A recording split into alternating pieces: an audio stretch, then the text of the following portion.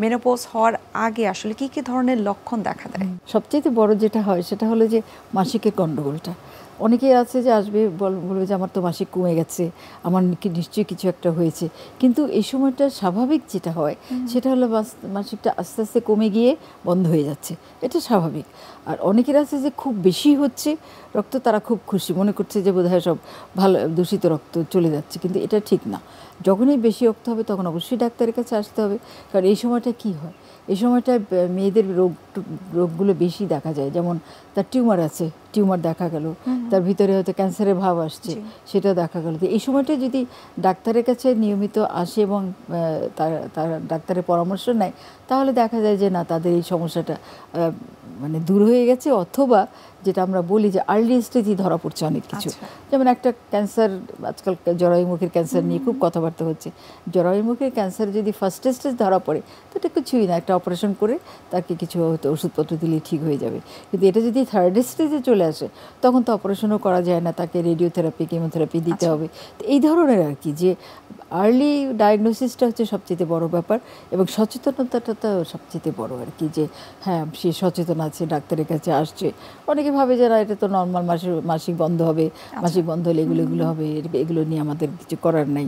তারপরে একটু একটু মাঝে মাঝে ব্লিডিং হলো, মাঝে মাঝে যে একটু ব্লিডিং হলো, ধরেন তার 5 বছর বন্ধ মাসিক, তারপরে মাঝে মাঝে একটু ব্লিডিং হচ্ছে, এটা যে একটা ওয়ার্নিং সাইন, এটা যে জটিল ব্যাপার, সেটা কিন্তু অনেকেই এই যে আপনি বলছেন যে মাঝে মধ্যে হওয়া, মাঝে মধ্যে আবার সেটা না হওয়া, সেটা একটা ওয়ার্নিং সাইন। সেই ওয়ার্নিং সাইনটা আসলে কোন দিকে নিয়ে যেতে পারে, কোন ধরনের ডিজিজকে ইন্ডিকেট করে, সেগুলো আমরা আরেকটু বিস্তারিত জানার চেষ্টা করব। একটা বিরতির সময় হয়ে গেছে, আমরা বিরতি নিচ্ছি। সুপ্রিয় দর্শক, আপনারা দেখছেন এনটিভি নিয়মিত স্বাস্থ্য বিষয়ক আয়োজন স্বাস্থ্য প্রতিদিন। এই পর্যায়ে আমরা নিয়ে নিচ্ছি ছোট্ট একটা বিরতি, আমাদের সঙ্গে থাকুন।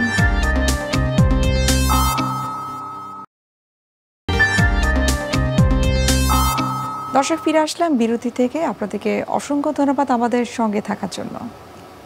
ম্যাম, আপনি বলছিলেন যে মেনোপজ হওয়ার আগে অথবা মেনোপজের পরে একেবারেই হয়তো বা বন্ধ হয় না, এই সময়টাতে আপনি বলছিলেন যে কিছু রোগের সাইন সিমটম দেখা দিতে পারে বা রিস্ক ফ্যাক্টরে তিনি চলে আসতে পারে। কোন কোন ধরনের সমস্যা আসলে ওই সময়টাতে হতে পারে? এই সময়টাকে বলে পেরিমেনোপজ অথবা প্রিমেনোপজ। মেনোপজের আগে অথবা মেনোপজের আগে এবং মেনোপজের প্রাথমিক অবস্থা, এটা মিলিয়ে পেরিমেনোপজ। এই সময়টা আসলে অনেক কিছু, যেটা বললাম যে মাসিকের গণ্ডগোলটা একটা বড় ব্যাপার। দেখা যায় যে কারো অল্প অল্প হয়ে বন্ধ হয়ে গেল, এটা একদম কোয়াইট নর্মাল, স্বাভাবিক। এটাকে আমরা মনে করি যে এটা একেবারে স্বাভাবিক ব্যাপার। তবুও আমরা কিছু পরীক্ষা করি আর কি, এবং রোগীরাও কিন্তু অনেক সচেতন হয়ে গেছে, এসেই বলবে যে আমি আমার সব কিছু পরীক্ষা করতে চাই, সেটা একটা গুড সাইন। আর একটা হলো যে ওই যেটা বললাম যে ঘুম হচ্ছে না, তার মাথা গরম হয়ে যাচ্ছে, মেজাজ গরম হয়ে যাচ্ছে, তারপরে তার দেখা যাচ্ছে যে নানান ধরনের যে অসুখ হয়, ওই যে ব্লিডিংটা হতে পারে, ইরেগুলার ব্লিডিং বন্ধ হয়ে গেছে 5 বছর, তারপর দেখা গেল তার ব্লিডিং হচ্ছে। তারা হয়তো মনে করে যে একটু একটু হচ্ছে, এটা বোধহয় স্বাভাবিক, কিন্তু ওটা কিন্তু স্বাভাবিক না। ওই সময়টা খুব ভালো করে পরীক্ষা করতে হয় যে তার, বিশেষ করে জরায়ুর মুখের কোনো কারণেই এটা হয়। জরায়ুর মুখে হয়তো একটা ক্যান্সার ধরা দিল, অথবা একটা পলিপ হলো, সেখান থেকে ব্লিডিংটা হচ্ছে।